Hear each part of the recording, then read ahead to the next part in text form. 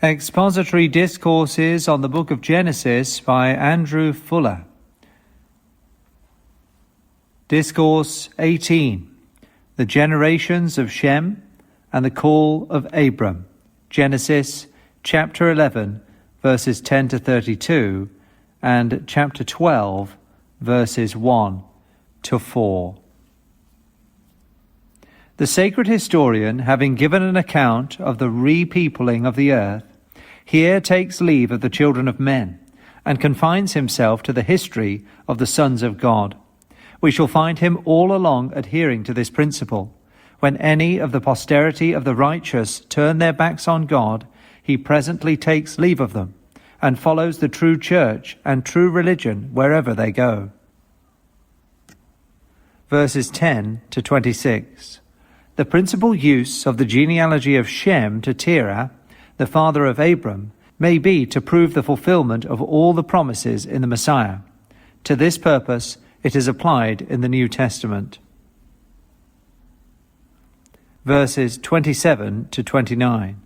Terah, after he was 70 years of age, had 3 sons, Abram, Nahor, and Haran. But the order in which they here stand does not appear to be that of seniority, any more than that of Shem and Ham and Japheth.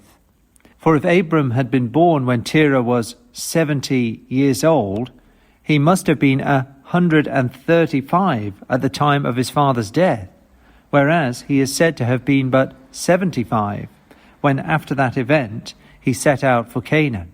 Haran therefore appears to have been the eldest of the 3 sons.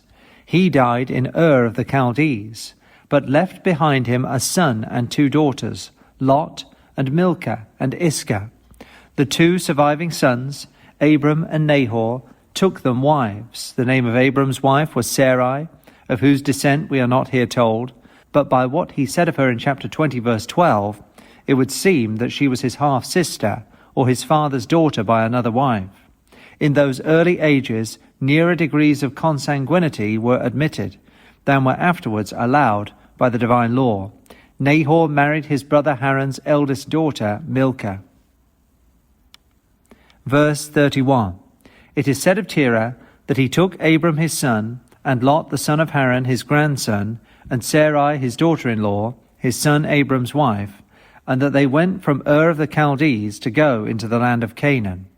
But here is something supposed, which the historian reserves till he comes to the story of Abram, who next to God was the first mover in the undertaking and the principal character in the story. In chapter 12, verse 1, we are told that, quote, "The Lord had said unto Abram, Get thee out of thy country, and from thy kindred, and from thy father's house, unto a land that I will show thee." End quote. Taking the whole together, it appears that God revealed himself to Abram and called him to depart from that idolatrous and wicked country, whether any of his relations would go with him or not. That Abram told it to his father Terah and to all the family, and invited them to accompany him. That Terah consented, as did also his grandson Lot. That Nahor and his wife Milcah were unwilling to go, and did not go at present. But seeing they refused, the venerable Terah left them, and being the head of the family, he is said to have taken Abram and Sarai and Lot, though not the first mover in the affair, and journeyed towards Canaan.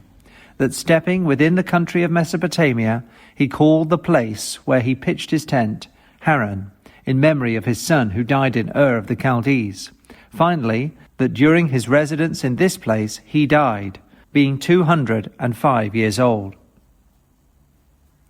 But though Nahor and Milcah, as it should seem, refused to accompany the family at the time, yet, as we find them, in the course of the history, settled at Haran, and Abram and Isaac sending to them for wives, to the rejection of the idolaters among whom they lived, we may conclude that they afterwards repented and went.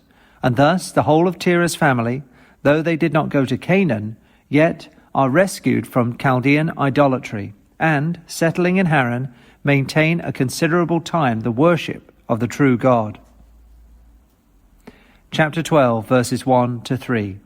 But Abram must not stop at Haran. Jehovah, by whom he was called to depart from Ur, has another country in reserve for him, And he, being the great patriarch of Israel and of the church of God, we have here a more particular account of his call. It was fit that this should be clearly and fully stated, for that it went to lay the foundation of a new order of things in the world. It was therefore like the spring of a great river, or rather, like the hole of a quarry whence the first stone was taken, of which a city was built. It is this which is referred to for the encouragement of the church when in a low condition, and likely to become extinct.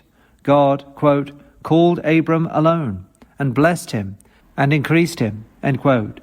Hence the faithful are directed to, quote, look to the rock whence they were hewn, and to the hole of the pit whence they were digged, end quote, and to depend upon his promise, who assured them that he would comfort the waste places of Zion. Isaiah chapter 51. How long Abram continued at Haran, we are not told, but about 9 years after his departure from it, we read of his having 318 trained servants, who were, quote, born in his house, end quote. He must therefore have kept house between 20 and 30 years at least, before that time, and which must have been in Haran, or in both and Haran. In the call of Abram, we may observe, 1. The grace of it. There appears no reason to conclude that he was better than his neighbours. He did not choose the Lord, but the Lord him, and brought him out from amongst the idolaters. 2. Its peremptory tone, quote, get thee out, end quote. The language very much resembles that of Lot to his sons-in-law, and indicates the great danger of his present situation, and the immediate necessity of escaping, as it were, for his life. Such is the condition of every unconverted sinner, and such the necessity of fleeing from the wrath to come, to the hope set before us in the gospel. 3. The self-denial required by it. He was called to leave his country, his kindred, and even his father's house, if they refused to go with him, and no doubt his mind was made up to do so. Such things are easier to read concerning others than to practice ourselves. Yet he that hateth not father and mother, and wife and children, and brethren and sisters, yea, and his own life also, in comparison of Christ, cannot be his disciple. We may not be called upon to part with them, but our minds must be made up to do so, if they stand between us and Christ. 4.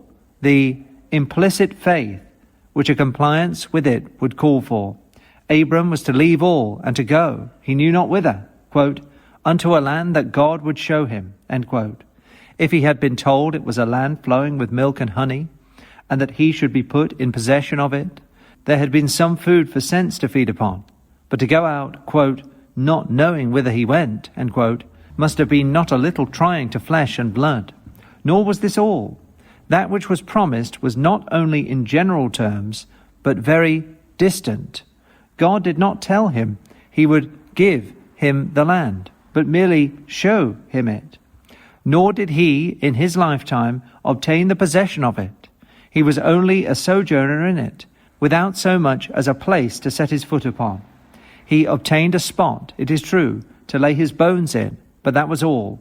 In this manner were things ordained on purpose to try his faith, and his obedience to God under such circumstances was among the things which rendered him an example to future generations, even, quote, the father of all them that believe. Verse 2.